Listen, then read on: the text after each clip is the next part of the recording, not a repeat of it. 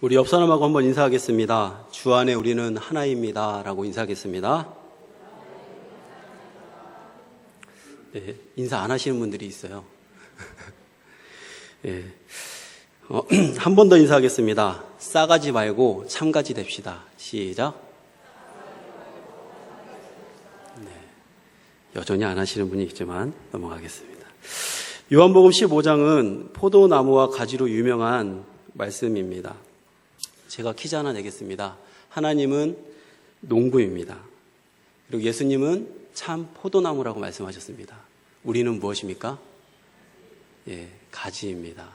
그래서 제가 인사를 싸가지 하지 말고 참가지 되자고 한 게 그런 의미가 있습니다. 그런데 그 가지의 특징이자 조건이 있습니다. 말씀을 계속해서 묵상하다 보니까 그 가지에는 반드시 열매가 있어야 된다는 것입니다.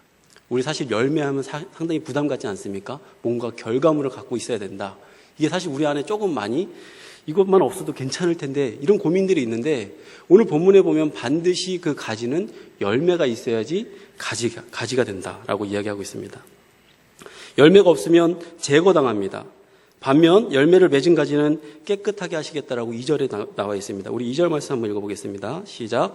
무릇 내게 붙어있어 열매를 맺지 아니하는 가지는 아버지께서 그것을 제거해 버리시고 무릇 열매를 맺는 가지는 더 열매를 맺게 하려 하여 그것을 깨끗하게 하시느니라. 열매가 없다는 것은 그가 즉 나무에 붙어있지 못했기 때문에 영양분을 받지 못해서 말라서 비틀어졌다라는 것입니다. 불필요한 가지가 된 거예요. 불필요한 가지. 사가지가 된 겁니다. 죽을 사자의 가지, 죽은 가지가 된 겁니다. 반면 잘 붙어있는 가지는 열매도 맺고 계속해서 잘 가꾸어진다고 합니다. 그래서 우리 예수님께서 참가지가 되기 위해서 너희가 해야 될 게 있다. 그것은 바로 오늘 본문의 전체적인 내용인데요. 메이나엔 엔 에모이입니다. 즉 다시 말하면 거하라 내 안에. 거하라 내 안에. 거하라가 명령이 먼저 나옵니다. 그리고 어디예요? 내 안에. 그것만이 열매를 맺는 참가지가 될 수 있다라고 말씀하고 계신 겁니다. 그러면서 참가지와 사가지의 비교를 해줍니다. 만약 너희가 뭐뭐하지 않으면 하면서 EAN 용법이 나와요. 그러니까 만약 뭐뭐하지 않으면 어떻게 된다라고 말하는 겁니다. 4절하고 6절이 대표적으로 부정적인 말이 나와 있습니다. 4절에 뭐라고 합니까? 너희가 붙어있지 않으면 스스로 열매를 맺을 수 없게 된다. 6절에 가지처럼 밖에 버려져 말라버린다. 그러면 불에 던져 태워지고 그러니까 불살라지고 말 것이다 라고 말씀하십니다. 반면 5절하고 7절의 말씀에 보면 너희가 내 안에 붙어 있으면 열매를 많이 맺게 된다. 7절에 그러면 무엇이든지 원하는 대로 구하라. 그리하면 이룰 것이다 라고 말씀합니다. 완전히 극과 극으로 나눠지는 것을 보게 됩니다. 사가지와 참가지의 그 결과가 달라지고 있어요. 결국 그렇게 해서 열매를 많이 맺게 되면 그 열매를 가지고서 하나님께서 어떻게 하신다고 하냐면 영광을 받으신다라고 말씀하십니다. 그리고 그렇게 참 가지, 열매를 맺은 가지만이 나의 참 제자가 된다. 10절 말씀에 8절하고 10절을 보면 10절 한번 읽어볼까요? 시작. 내가 아버지의 계명을 지켜 그의 사랑 안에 거하는 것 같이 너희도 내 계명을 지키면 내 사랑 안에 거하리라. 8절에 보면 영광을 받으실 것이고 너희는 내 제자가 될 것이다. 근데 오늘 이 본문은 누구에게 하신 말씀일까요? 오늘 본문의 3절에 누구에게 말씀했는지가 적혀 있습니다. 공동번역으로 저는 읽어보고 싶습니다. 한번 공동번역분이 없나요? 네, 공동번역으로 이렇게 적혀 있습니다. 너희는 내 교훈을 받아 이미 잘 가꾸어진 가지들이다. 그러니까 참가지, 사가지 이야기를 누구한테 하냐면 지금 참가지, 현재는 참가지인 상태의 사람들한테 말씀하고 계신다는 거예요. 이 대상은 더 이상 유대인들에게만 국한되지 않는 것을 우리는 볼 수 있습니다. 바로 예수님을 주인으로 영접한 자들, 예수님께서 수많은 공생애 동안 말씀을 전하면서 그 말씀을 받아들이고 믿음으로 받아들인 사람들, 그 사람들한테 이야기하고 있는 거예요. 너희가 드디어 참가지가 되었다. 사도 바울은 로마서에서 이것을 더 이렇게 표현해주고 있습니다. 로마서 11장 17절에 보면 공동번역에 이렇게 나와 있어요. 올리브나무가 한 그루 있는데 그 가지 몇 개가 잘리고 그 자리에 야생 올리브나무 가지를 접붙였다고 합시다. 그러면 그 접붙인 가지들은 올리브나무 원뿌리에서 양분을 같이 받게 됩니다. 말하자면 여러분은 이 야생 올리브나무 가지들입니다. 참 이게 복음이에요. 우리에게도 해당되는 말씀이거든요. 그런데 이 모든 이 사건들에 대해서 근원이 왜 이렇게 이런 일이 벌어졌습니까? 라고 할 때 이렇게 적혀 있습니다. 9절에 아버지께서 나를 사랑하신 것 같이 나도 너를 사랑하였으니 나의 사랑 안에 거하라. 하나님께서 예수님을 사랑하셨고 예수님께서 우리를 사랑하시면서 이 일이 이루어졌다는 겁니다. 다시 한번 정리해서 대상이 누구냐? 하나님의 사랑으로 말미암아 새로운 생명을 얻은 가지들이 그분 안에 그 사랑 안에 거해야 된다라고 말하는 것입니다. 그래야만이 하나님께 영광을 돌릴 수 있고 참 제자다라고 인정을 받는다는 겁니다. 그 대상은 예수님 때부터 시작해서 지금 오늘날 우리 모두에게도 해당됩니다. 우리의 참 포도나무 되시는 그 예수 그리스도의 새롭게 접붙임을 받은 우리 모두가 다 지금 주님 앞에 참 가지로서 살아간다는 거예요. 원래 접붙임 전에는 아예 기회조차 없었는데 이제는 붙어있는 기회를 주셨고, 근데 또 하나 놀라운 사실은 그러나 언제든지 그 사랑 안에, 그 나무 안에, 그 예수님 안에 붙어있지 않으면 그냥 밖에 버려져서 사르는 존재, 그러니까 사름을 당하는 존재가 될 수 있다라는 것입니다. 로마서의 사도 바울은 이렇게 얘기합니다. 원가지도 아끼지 아니하였는데 11장 20절에서 21절에 보면 하나님이 원가지들도 아끼지 아니하셨은즉 너도 아끼지 아니하시리라. 참 우리에게는 행복한 소식이고 복음인데 또 하나 우리가 두렵고 떨림으로 이 말씀을 받아야 되는 이유는 우리도 참가지였다가 싸가지가 될 수 있다는 겁니다. 디모데전서 2장 5절 말씀에 하나님은 한 분이시오 또 하나님과 사람 사이의 중보자도 한 분이시니 곧 사람이신 그리스도 예수라. 우리는 복음에 대해서 너무나 잘 알고 있기 때문에 이 말씀들이 참 익숙하죠. 그러나 새로 정말 복음을 모르는 사람들, 아직 바깥에 접붙임을 못 받은 사람들은 도대체 뭐야, 방법이 뭐야 라고 늘 묻는다는 거예요. 베드로전서 말씀에도 보면 베드로도 너희가 전에는 백성이 아니었어. 그러나 이제는 하나님의 백성이요 전에는 긍휼을 얻지 못하였으나 이제는 긍휼을 얻은 자다. 계속해서 우리에게 말해주는 것은 뭐냐면 너는 당연히 받아야 될 게 아니라 하나님의 은혜로 너희가 긍휼로 이 자리에 있는 거야 라면서 끊임없이 우리에게 구원의 감격과 구원에 대한 그 모든 근원에 대해서 이야기하고 있다는 겁니다. 그러면서 계속해서 접붙임하여 새로운 생명으로 살아가게 된 네가 지켜야 될 게 있어. 그것은 바로 끝까지 내 안에 거해야 된다는 겁니다. 내 안에 거하라. 내 안에 거하라. 한글로는 이렇게 번역됐지만 원래 원문으로 보면 거해라. 내 안에. 명령형이에요. 거하라. 내 안에. 하나님이 기뻐하시는 열매를 맺는 유일한 방법은 바로 예수 안에 거하는 것임을 오늘 다시 한번 강조하는 것입니다. 거하라 라는 본문이 오늘 본문에만 10번 나옵니다. 그러니까 핵심, 중심적인 단어예요. 그리고 거한다는 것은 그분과의 영적 사귐을 지속적으로 가지는 것을 우리에게 말해주고 있습니다. 아무리 지금 너가 실한 가지 같아도 그 나무에서 잘려지는 순간, 떨어져 나가는 순간 마르고 사람들한테 바로 불사름을 당하는 존재가 될 수밖에 없다라는 겁니다. 그렇기 때문에 우리 모두 다 중생의 체험이 있고 주님의 이 은혜를 경험할 때 뭐라고 했습니까? 주님 감사합니다. 제가 이런 존재였군요. 그렇습니다. 이제 주님만 위해 살겠습니다. 이렇게 다 결단했을 거예요. 제일 많이 불렀던 찬양, 나 같은 죄인을, 그리고 주님 뜻대로 살기로 했네. 그런데 사랑하는 성도 여러분, 저는 이 밤에 다시 한번 우리가 정말로 주님 안에 거하고 있는지, 정말 주님 뜻대로 우리가 살고 있는지, 계속해서 우리 안에 열매가 지속적으로 맺혀 있는지 스스로 다른 사람 거 보지 말고요. 내 안에 있는 열매들만 좀 바라봤으면 좋겠습니다. 여러분, 우리가 살아가는 이 세상은 절대 호락하지 않다는 것만 여러분 꼭 기억하십시오. 악한 사단은 지금도 우리를 삼키려고 노리고 있습니다. 사단이 영어로요, 데블이에요. 데블. 맞죠? D-E-V-I-L. 근데 이게 라틴어로 보면 디아볼로입니다. 이게 원의 뜻이 뭐냐면 나뉘는 자, 나뉘게 한다라는 뜻이에요. 결국 사단은 계속해서 하나님과 우리 사이를 나누게 하는 거예요. 나누게 하는 거. 교회 안에도 보면 나와 너를 어떻게 해요?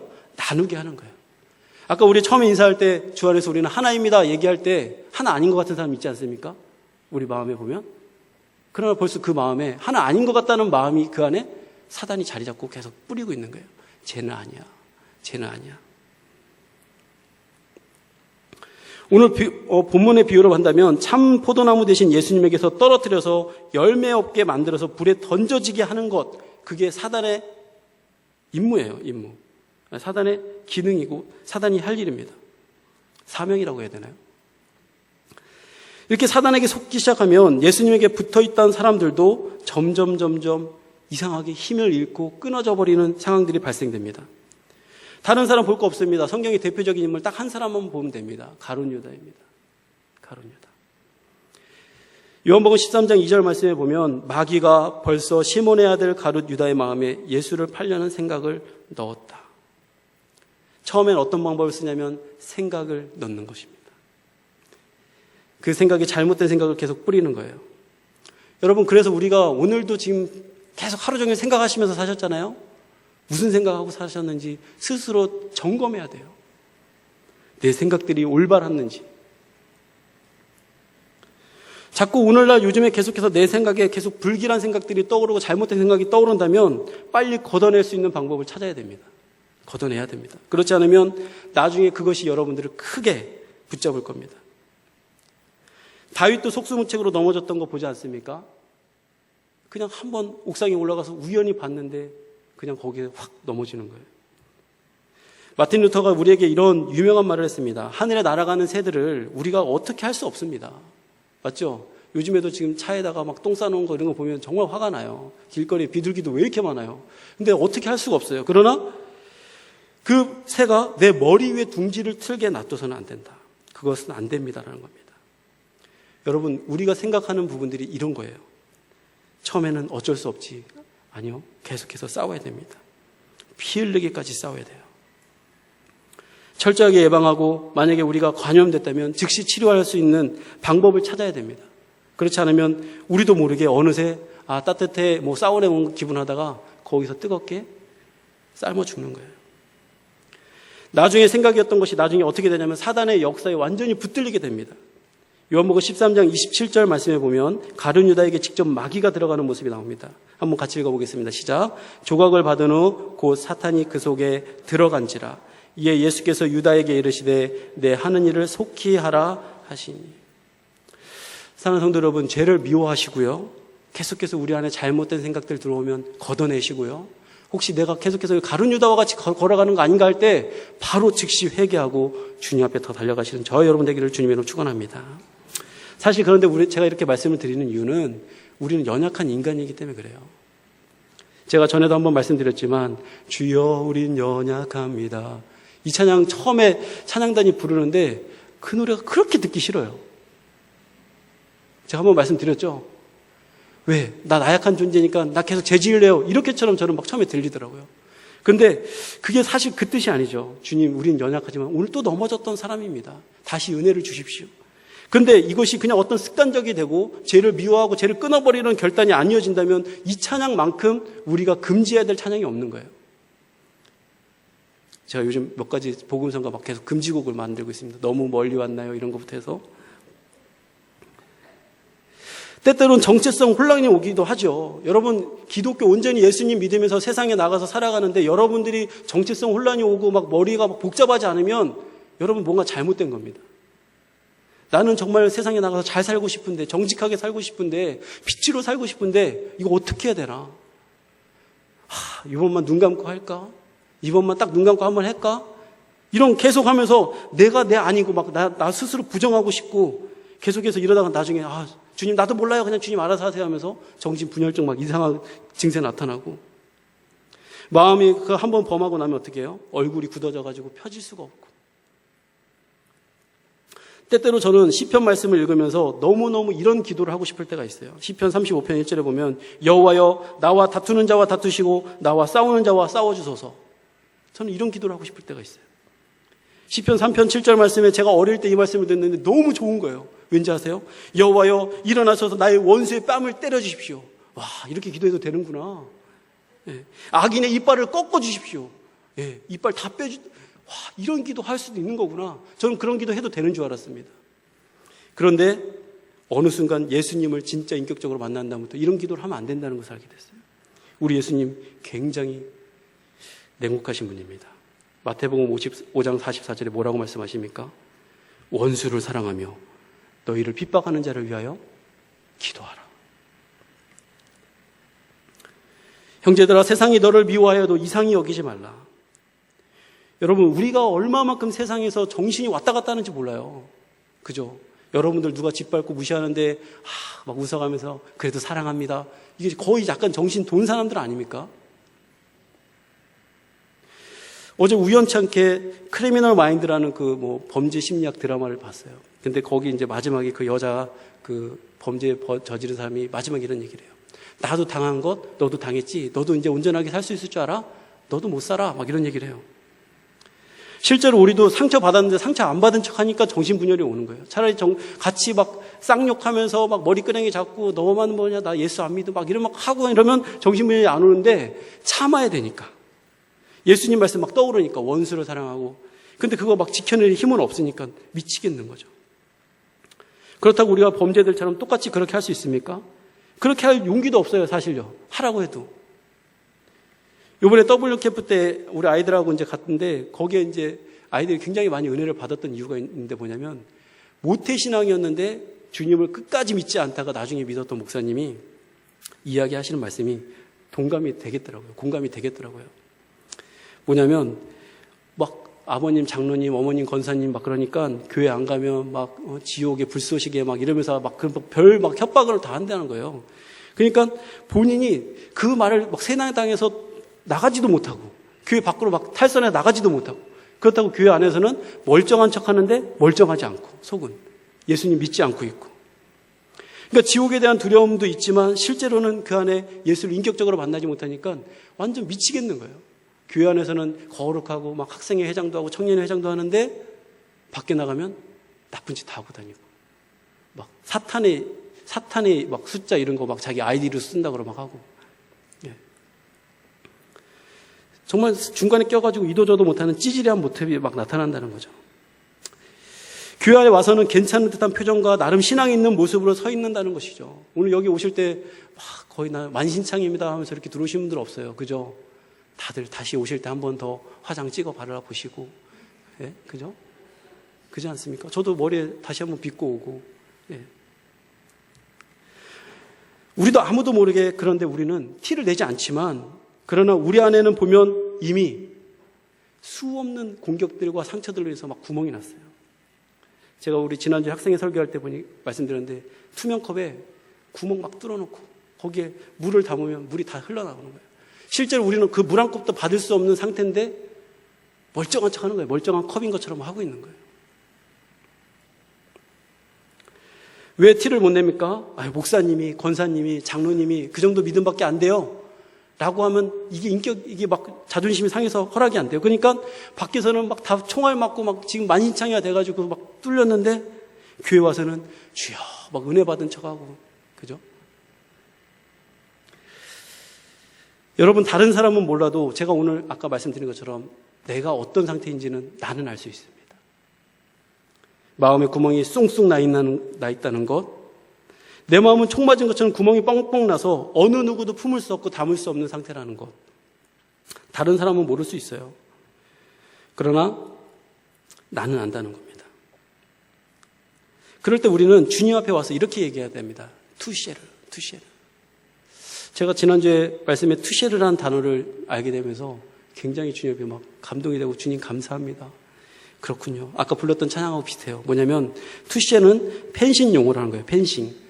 제가 올림픽 때 펜싱을 좀 봤는데 펜싱 보면 막 여러 가지 전자장비 막 다 있고 이렇게 해가지고 막 서로 막 이렇게 하면서 찌르면서 하는데 누가 찔렀는지 모르겠는데 막 불이 들어오고 막 부자 들어오고 그죠? 막 소리 와 내가 자기가 이겼다고 막 이렇게 하고 막 그러지 않습니까?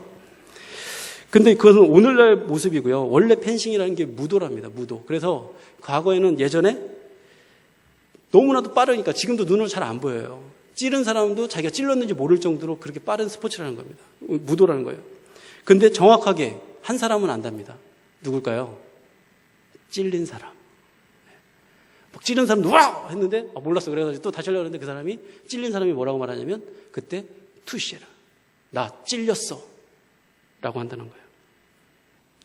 왜 찔렸다고 말합니까? 그때 나 찔려서 지금 내가 이것에 약점이 있었어 라고 하면서 한 단계 그것을 연마한다는 거예요. 연마. 그러니까 투시에를 하면서 자기의 무술이 한층 더 업그레이드 되는 겁니다. 쉽게 말하면 나의 약점이 이거구나 하고 내가 인정하고 그것을 보강할 수 있다는 거예요. 근데 오늘날 시대에 와서 전자장치가 왜 부착됐을까? 막 했는데 찔렸는데 안 찔린 척 하는 거예요. 그러니까 게임이 안 끝나는 거예요. 계속 찔린 것 같은데 안 찔렸어! 막 이러고 계속 하는 거죠. 오늘날 우리 기독교인들이 대부분 이렇지 않습니까? 교회 정말로 우리가 목사, 장로, 권사 다 하지만 실제로 하나님과 우리의 관계에서 만신창이가 뚫려가지고 하나님이 막 은혜를 부어주시는데 하나도 못 받는 거예요. 그런데 안 찔린 척 하려고 하다 보니까 이중적으로 막 정신분열이 오는 거예요. 교회 와서는 굉장히 거룩한 척하고. 여러분, 내 안에 지금 문제가 생겼습니다. 내 몸이 정상적이지 않습니다라고 우리는 주님 앞에 알아야 된다는 겁니다. 제가 가끔씩 살다가 하반신 마비의 고통이 올 때가 있어요. 놀라지 마십시오. 하반신 마비의 고통이 올 때가 있어요. 언제냐면 가끔 화장실에 오래 앉아 있을 때 하반신 마비가 와요. 휴대폰을 가끔 한다든지 책을 뭐 거기서 본다든지 뭐 이렇게 좀 화장실에 저는 좋더라고요. 그래서 오래 있다 보면 이제 다 하고 딱 일어나려고 했는데 진짜 이게 하반신 마비에 오신 분들의 느낌이 이거겠구나. 자리도 저려오는데 그저 막 웃음도 살짝 나오는데 약간 다리에 힘이 없어가지고 나중에 다시 피가 쫙 하고 흐를 때 풀릴 때 그때 그 느낌을 알 수 있어요. 정말 이렇게 나는 지금 잠깐의 경험이고 그렇지만 정말로 진짜로 이것을 당한 사람들은 어떨까? 사랑하는 성도 여러분, 그럼에도 불구하고 지금 오늘날 이 순간에 이 말씀을 들을 수 있고 오늘 이 자리에 우리가 있다는 것은 설령 아까 본문에 말한 것처럼 정말 어떻게 보면 가지가 아무 열매도 없는 상황일 수도 있어요. 그런데 지금 오늘 아직까지도 이 자리에 나와서 기도하고 하나님을 찾는다는 것은 완전 떨어진 것은 아닐 수 있어요. 그러나 아까 투시에로 말한 것처럼 우리 안에 상처들 이런 것들 빨리 메꾸지 않고 하나님 앞에 해결하지 않으면 어느 순간에 우리가 불살라지는 역할 그 자리까지 갈 수 있다는 것입니다. 우리에게는 아직 기회가 있습니다. 오늘날 주님께서 우리에게 이렇게 말씀하신다는 거예요. 메이나테 엔 에모이 거해 내 안에 거해. 그럼 괜찮아. 우리가 너무 오래 앉아 있다 보니까 피가 통하지 않던 부분들 다시 하나님께 붙으면 다시 공급해 주신다는 거예요. 저는 이것을 오늘날 이렇게 표현하고 싶습니다. 오늘날 표현을 한다면 영어로 SYNC, sink예요. 우리는 이것을 해결하기 위해서 어떻게 해야 되느냐? 우리의 열매를 보며 하나님께 영광을 받으시고 주님께서 참 제자로 인정해 주시는 모습이 되려면 우리가 과연 어떻게 해야 되는가? 우리가 계속해서 열매를 맺는 삶이 되려면 어떻게 해야 되는가? 주님께서 우리에게 거하라고 말씀하시는 것처럼 우리는 주님과 하나 되어야 된다는 거예요. 영어로 말하면 싱크, 동기화하다는 거예요. 동기화하다. 합일화하다. 하나님께서 예수님께서 하나 됐던 것처럼 우리도 예수님처럼 하나 될 때만이 온전한 그 가지, 멀쩡한 가지, 열매 맺는 가지가 된다는 거예요. 그렇지 않고 다른 모습으로 있으면 계속해서 구멍 뚫리고요, 격까지 자라게 되고요, 나중에 말라 비틀어진다는 거예요.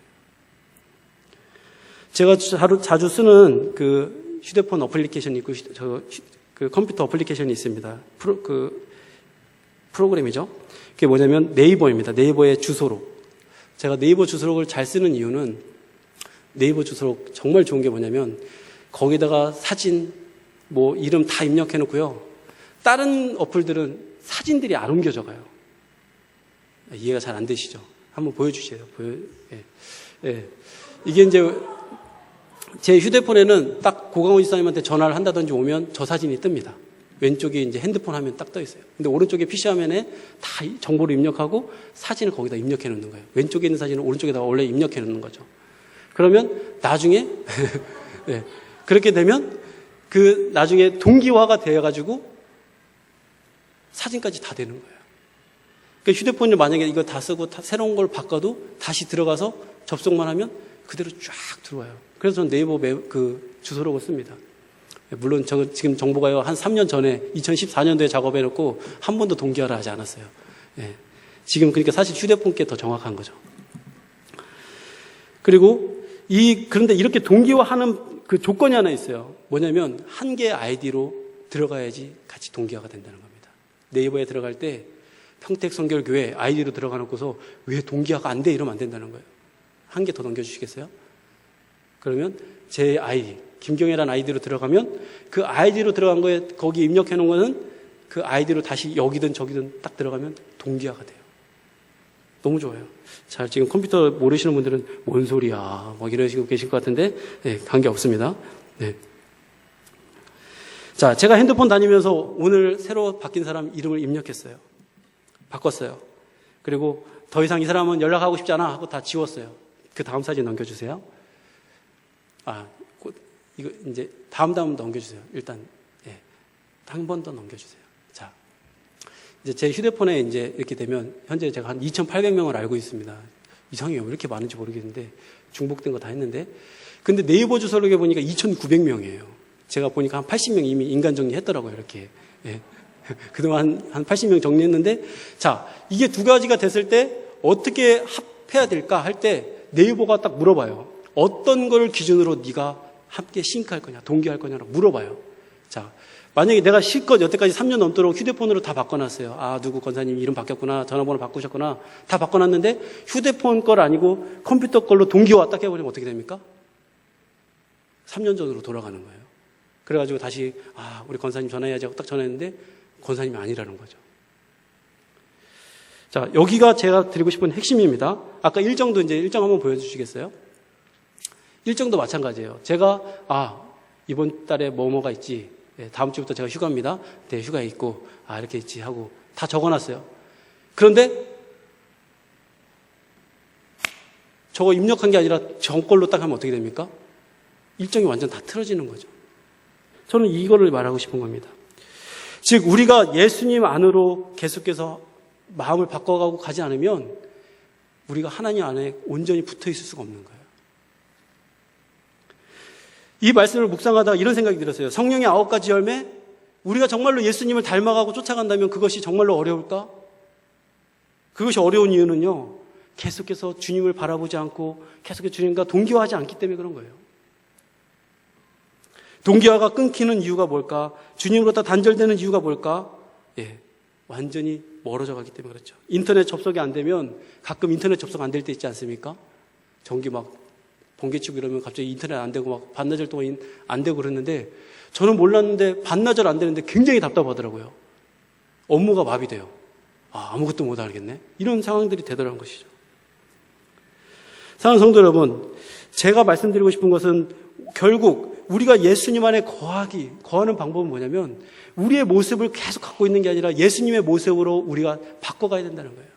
예수님이 이 모습 옛날 모습이 안 돼. 이 모습 너 너무 세상에서 때 많이 묻었어. 안 돼. 내 모습 내가 원하는 것으로 바꿔. 라면서 바뀌어간다는 겁니다. 그렇다면 우리가 그분 안에 온전히 거하고 그분 앞에 온전히 동기화를 이루려면 우리가 어떻게 해야 되느냐. 오늘 본문 말씀으로 말한다면 하나님의 뜻에 맞추려면 어떻게 해야 되느냐. 우리는요, 예수님처럼 첫 번째 말씀 앞에 서야 된다는 것입니다. 말씀 앞에 서야 됩니다.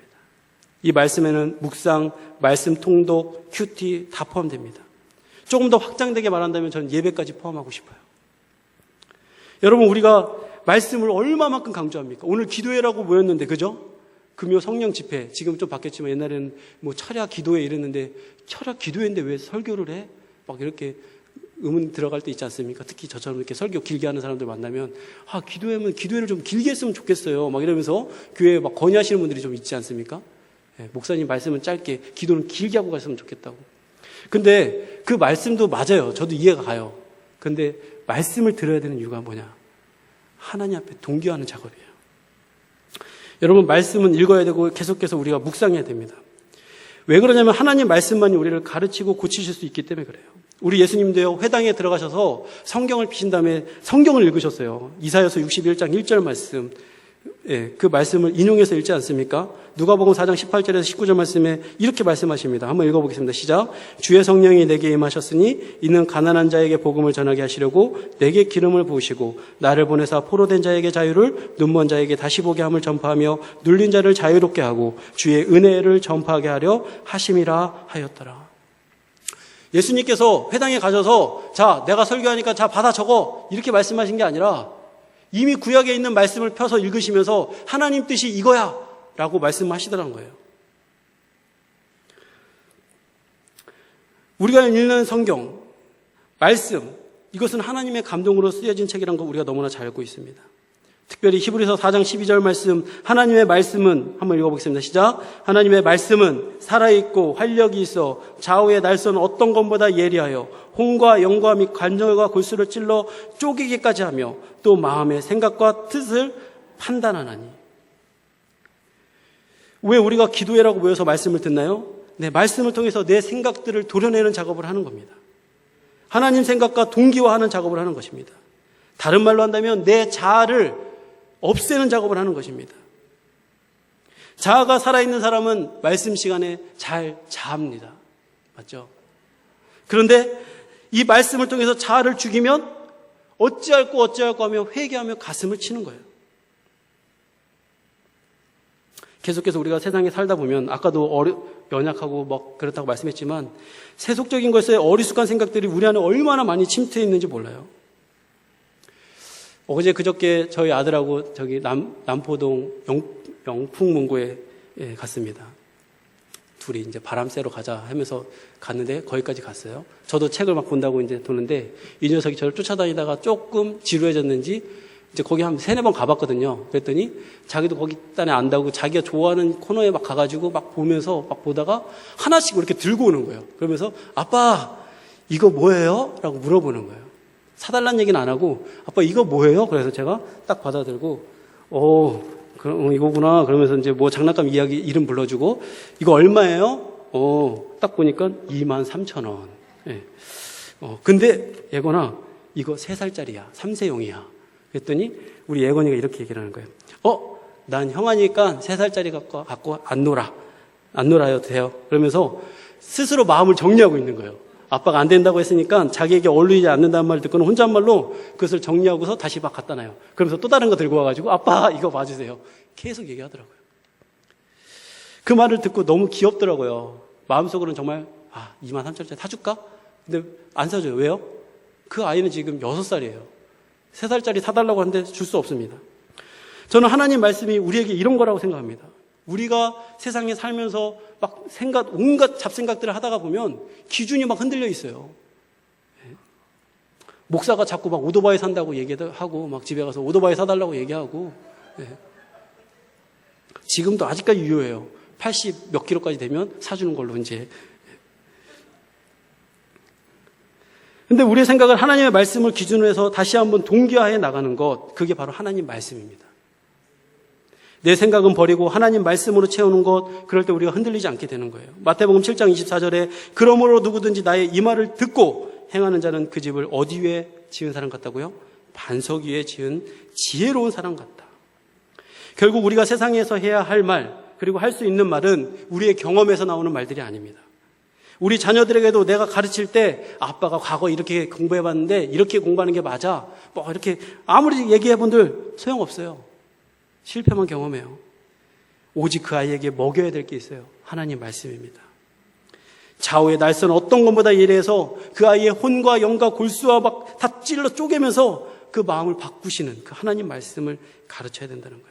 오늘 본문 7절에서 예수님께서 뭐라고 말씀하시냐면 너희가 내 안에 거하고 내 말이 너희 안에 거하면 이라고 말씀하십니다. 오늘날 우리에게 뭐 그 많은 것들 많은데 왜 하나님이 딸랑 이 성경책 하나 66권 주시고 가셨을까? 솔직히 성경 66권 우리는 많다고 해서 거의 1년에 1독 못 하시잖아요. 그죠? 1년 1독 하시나요? 많이 읽으시기 바랍니다.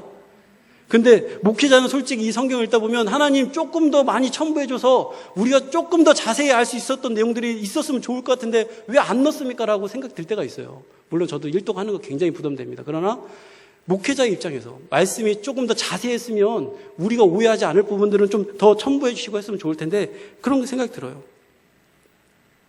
근데 결국 이 말씀을 통해서 계속해서 우리는 이 말씀을 가지고서 선포하고 계속해서 우리의 생각들을 정리해 갑니다. 그러면서 무엇을 하냐면 하나님 이 말씀을 통해서 하나님의 마음을 깨달으라는 것이죠. 우리의 진짜 영적 문제는요, 하나님의 말씀이 희귀할 때 나타난다는 겁니다. 하나님의 음성이 들려오지 않을 때 위기가 오는 거예요. 하나님의 말씀이 들려오지 않을 때 영적 위기가 오는 것입니다. 목회자가 제일 목회하기 싫을 때가 언제냐면 설교 아무리 준비해도 아무것도 안 될 때가 정말 목회 못하겠는 거예요.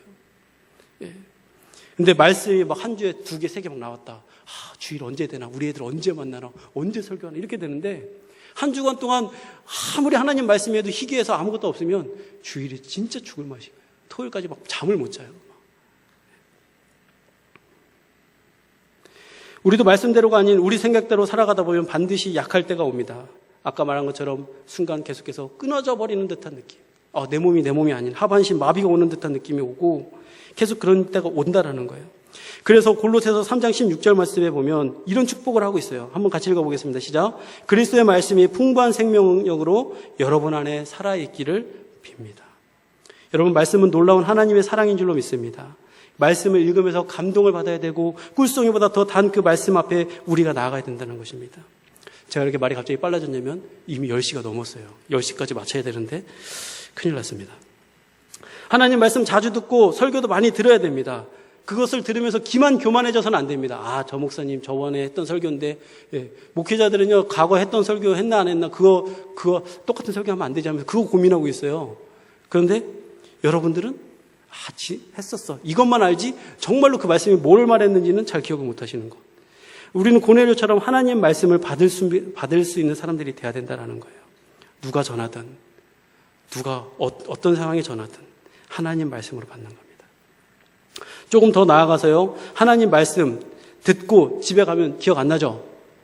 지난주 담임 목사님 설교 말씀 제목이 뭔지 아십니까? 기억나십니까? 굉장히 길어요. 내게 어떻게 큰 일을 행하셨는지를 말하라. 이것만 생각나도 굉장하신 겁니다. 근데 저도요, 남이 이렇게 한 설교 이렇게 듣고 지나가면 또 다시 들으면 기억나는데 잘 기억이 안 나죠. 이게 말씀의 이제 참 오묘함인데, 근데 그 말씀이 계속 떠오르게 하려면 묵상을 해야 됩니다. 묵상. 우리 교회는 묵상하는 교회입니다. 매일 아침 여러분 카톡이나 문자로 묵상 내용을 받고 계시죠? 그 묵상 말씀을 보고서 하루 종일 씹고 또 씹으시기 바랍니다. 그냥 형식적인 거 아닙니다. 사랑방 리더가 연락하고 서로 이렇게 네트워크 아닙니다. 이것은 어떻게 보면 생명입니다. 우리 공동체에 나에게 주시는 일용한 양식으로 받아들이는 것입니다. 그렇게 매일 묵상할 때 하나님께서 주시는 비전이 같아지고 하나님의 음성도 같이 듣게 되는 겁니다. 이 묵상이라는 원래 뜻이 계속 새김질한다는 거 아닙니까? 새김질. 소가 새김질할 때. 지난 주간 우리가 이 큐티 책을 통해서 여러분 묵상했던 내용 뭐가 있습니까? 저도 있어요. 이거 다 얘기하려면 시간 너무 많이 가는데 그래도 짧게 빨리 하겠습니다. 뭐냐면 수넴 여인. 하나님의 사랑을 지극정성으로 섬겼던 여인. 그랬더니 하나님 축복으로 가문에 자식을 줬어요. 자식이 열사병으로 죽어요. 근데 그가 그 죽음을 바라보고 다른 사람한테 의논하지 않고 하나님한테 먼저 가서 아뢰면서 살려달라고 얘기해요. 근데 뭐 살려달라는 얘기도 아니고 문제 막 얘기하는데 간절히 매달려요. 그랬더니 그 선지자가 24km나 되는 거리에 가가지고 직접 또 하나님한테 간절히 또 기도하면서 부활을 경험하는 역사를 이뤘다. 저는 이 본문을 설교하기 때문에 계속해서 몇 번 읽고 또 반복하고 또 원어도 보고 계속 묵상했어요. 그랬더니 계속 떠오르는 거예요. 한 번 듣고 지나가지 말고 여러분 말씀을 묵상하는 것은 되씹는 겁니다. 하루 종일 말씀 묵상했던데 내가 이걸 묵상하고 있었는데 이것으로 마귀가 나한테 그 문제로 걸고 넘어져 올 때 그때 넘어지면 정말 바본 거죠. 그죠? 마귀 내가 요거 묵상하고 있는데 이거 걸고 오네 하면서 탁 물리치는 거죠. 근데 그게 하루하루 계속 쌓여서 내공이 쌓이는 겁니다. 그러면 진짜로 말씀 안에 승리하는 사람이 되는 거예요. 여러분, 우리가 넘어지는 이유, 여러 가지 이유 없어요. 여러분들이 말씀을 몰라서 그런 거예요. 말씀의 파워가 우리 안에 없기 때문에 그런 것입니다. 여러분, 계속해서 말씀을 듣고, 담임 목사님 주일 설교 말씀 여러분 2번씩 들으십니까? 여기서 라이브를 한번 들으시고 집에 가서 인터넷으로 한번 꼭 들으십니까? 들으시기 바랍니다. 네. 녹음된 파일들을 들으면요, 더 선명하게 뚜렷하게 들려요. 라이브로 때 못 들었던 내용들도 막 들려요. 우리 목사님 이런 얘기도 하셨어? 막 이러면서. 암송도 마찬가지예요. 왜 암송은 애들만 해야 됩니까? 이상해요? 암송대회 하면 선생님들은 안 해요? 선생님들도 암송하셔야 돼요. 왜요? 말씀의 능력이 안 나타나지 않습니까? 찬양도 마찬가지예요. 지난주에 우리 성가대 그 수련회 갔을 때 굉장히 또 도전받는 게 뭐냐? 찬양도 반복. 저는 학생의 예배 때 우리 학생들 와 있지만 찬양하면요, 반복을 많이 해봤자 딱 2번 해요. 애들은 반복하는 거 굉장히 싫어합니다. 애들 성향에 맞춰서 저는 딱 1번, 거의 웬만하면 1번, 후렴 아니면 후렴 1번 더 반복. 끝내요. 그리고 기도하자. 근데 다시 생각해 보니까 잘못됐어요. 다시 반복해야 돼요. 그러면서 찬양을 부르면서 우리가 하나님 생각과 맞춰야 된다는 겁니다. 2번째로 우리가 하나님 앞에 온전히 하나님과 뜻을 하나님 앞에 온전히 동결을 이루려면 어떻게 되느냐? 2번째는 기도해야 된다는 거예요. 여러분 놀라지 마십시오. 이제 2번째, 3번째 좀 빨리 마칩니다. 기도해야 된다는 거예요. 예수님께서도 보니까 하나님께 갈 때, 하나님과 하나가 될 때 어떤 방법을 선택했냐면 기도하셨다는 거예요. 기도하셨다는 거. 마가복음 1장 35절에 바로 그 새벽 예배를 만드신 하나님 이야기가 나옵니다. 시작. 새벽 아직도 밝기 전에 예수께서 일어나 나가 한적한 곳으로 가사 거기서 기도하시더니, 놀라우신 것은 사역을 마친 다음에도 하나님은 제자들을 버려두고 혼자 기도하러 가셨어요. 붙잡히기 전에도 겟세마네 동산에서 제자들을 데리고 기도하러 가셨다가 뭐라고 말씀하세요? 너희가 1시간도 기도할 수 없더냐. 여러분 1시간도 기도 못하면 우리 예수님이 오늘 똑같이 우리에게 얘기하시는 거예요. 야, 모 집사, 너 1시간도 기도할 수 없냐? 여러분 이 질문에 자유로우신 분 있어요? 난 자유해. 난 1시간 이상에 자유하신 분 있어요? 예수님이 왜 그렇게 기도하셨을까? 네, 답은요, 하나님과의 교제, 친밀함을 이루는 교제의 시간 때문에 그렇습니다. 요한복음 17장 21절에 보면 붙잡히시기 전에 마지막에 이렇게 하나님께서 말씀하십니다. 아버지여, 아버지께서 내 안에, 내가 아버지 안에 있는 것 같이 그들도 다 하나가 되어 우리 안에 있게 하사 세상으로 아버지께서 나를 보내신 것을 믿게 하옵소서. 계속해서 삶에서 기도하셨던 그 예수님이 마지막에 붙잡히시기 전에 하신 말씀이 아버지가 내 안에, 내가 아버지 안에 있었던 것처럼, 즉 뭐예요? 하나 된 거예요. 그랬던 것처럼 이 세상에 있는 우리도 하나 되게 해달라고. 예수님은 하나님과 온전한 관계 속에 하나 되어 있으셨습니다. 전적으로 그분을 신뢰하고 계셨습니다. 그렇기 때문에 이렇게 말씀하시는 거죠. 너가 내 안에, 내 말에 너희 안에 거하면 무엇이든지 구하라. 그리하면 이루리라. 이 말씀이 오늘 본문에 나오죠. 무엇이든지 구할 때 다 이루어주시겠다. 그런데 이 말씀을 본문을 보면서 이루어질 수밖에 없습니다. 왜요? 친밀함 속에서 친밀함과 하나님이 당연히 들어주셔야 되는 거예요. 그리고 이 친밀함 속에서 어떻게 되냐면 하나님 앞에 엉뚱한 기도를 하지 않는다는 거예요. 여러분 가까이 지내는 사람하고 한 발 떨어져 있는 사람하고 서로 질문하는 내용이 다르죠. 가슴 아파하고 있는 사람한테 친한 친구는 뭐라 그래요? 얘기하지 않아요. 그 아픈 부분을 말하지 않아요. 근데 한 발 떨어져 있는 사람은 뭐라 그래요? 가서 너 왜 울어? 어디 아파? 이러면서 아픈데 막 더 쑤시잖아요. 저는 이런 의미라고 생각해요. 반대로 너희가 내 말에 무엇이든지 구해. 근데 당연히 이루어질 수밖에 없는 걸 구한다는 겁니다. 물론 예수님께서도 마지막에 괴로우셔서 성만찬까지 다 해놓으시고서 마지막에 기도하실 때 뭐라 그래요? 이 잔을 옮겨주십시오. 그런데 아버지여, 만일 아버지의 뜻이거든 이 잔을 내게서 옮기시옵소서. 그러나가 딱 들어가요. 내 원대로 마시옵고 아버지의 원대로 되기를 원하나이다. 안 돼도 된다는 거예요. 그것은 친밀함, 하나님의 온전히 신뢰하면서 나타나는 것 아닙니까? 사랑하는 성도 여러분, 우리 또한 기도의 자리, 교제의 자리에 가서 하나님의 뜻을 구하는 것입니다. 오늘 이 밤에 여기에 오신 분들은 다 하나님의 뜻을 구하러 온 줄로 믿습니다. 하나님 뭐 주세요라고 그거 하려고 오신 거 아니잖아요. 그죠? 그러니까 말씀이 길어지니까 힘들어 하시는 거 다 알고 있습니다. 물론 우리는 주님께 간구해야 됩니다. 근데 그 간구가 하나님의 뜻을 구한 다음에 또 부수적으로 나와야 되는 간구인 거죠. 앞에 하나님과 어떤 관계도 없다가, 예수님과도 어떤 관계도 없다가 뜬금없이 와서 뭐 주세요 이러면 절대 이루어지지 않는다는 겁니다. 야고보서 4장 3절에 구하여도 받지 못하면 정욕으로 쓰려고 잘못 구하기 때문이라. 아무리 오랜 시간 뜨겁게 부르짖어도 하나님께서 들으실 수 없는 기도가 있는 것입니다. 그러나 그분 안에서 우리가 온전한 기도를 하고 있다면 하나님께서는 모든 것을 응답하고 계신 거예요. 우리의 기도들이 하나님의 소망으로 바뀌기를 주님의 이름으로 축복합니다. 사도 바울도 얘기했죠. 내게 능력 주시는 자 안에서 내가 모든 것을 할 수 있다. 빌립보서. 그런데 내게 능력 주시는 자 안에서 내가 할 수 있다라고 해요. 결국 감옥에 갇혀서 하나님과 계속 기도하면서 친밀함을 이룬 다음에 난 다 할 수 있었어 라고 고백한다는 겁니다.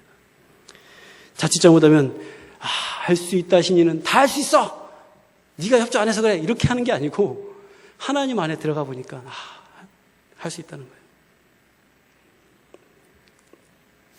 그리고 바울에게 하나님 응답하시지 않았을 때 고린도후서 12장 9절에 보니까 내 능력이 약한 데에서 온전해짐이라 하신지라 그러므로 도리어 크게 기뻐하였다. 이 부분이 좀 더 어려워요. 기도했는데 하나님 응답해 주시지 않는다는데 아유 기뻐. 약간 아까 말씀드린 것처럼 온전한 기독교에는 정신분열이 올 수밖에 없는 거예요. 하나님이 내 기도를 응답하지 않으셨는데 기쁘다. 이런 힘들어요. 그렇죠? 그러나 부르짖어 기도는 하되 자신을 위해서 기도하기보다는 오히려 하나님 나라를 위해서 기도하게 되는 것을 바랍니다. 그럴 때 우리가 하나님께 붙는 거예요.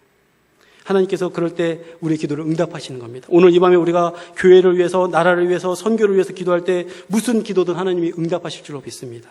왜요? 나 자신을 위한 게 아니라 하나님 붙으려고 하는 기도를 하니까요. 마지막으로 진짜 끝납니다. 마지막 사랑함입니다. 하나님과 온전함을 이루기 위한, 하나 되기 위해서는요, 사랑함이에요. 말씀, 기도. 세 번째는 사실 찬양이라고 생각하지 않았습니까? 네, 사랑함입니다. 10절, 12절 말씀 한번 읽어보겠습니다. 시작. 내가 아버지의 계명을 지켜 그의 사랑 안에 거하는 것 같이 너희도 내 계명을 지키면 내 사랑 안에 거하리라.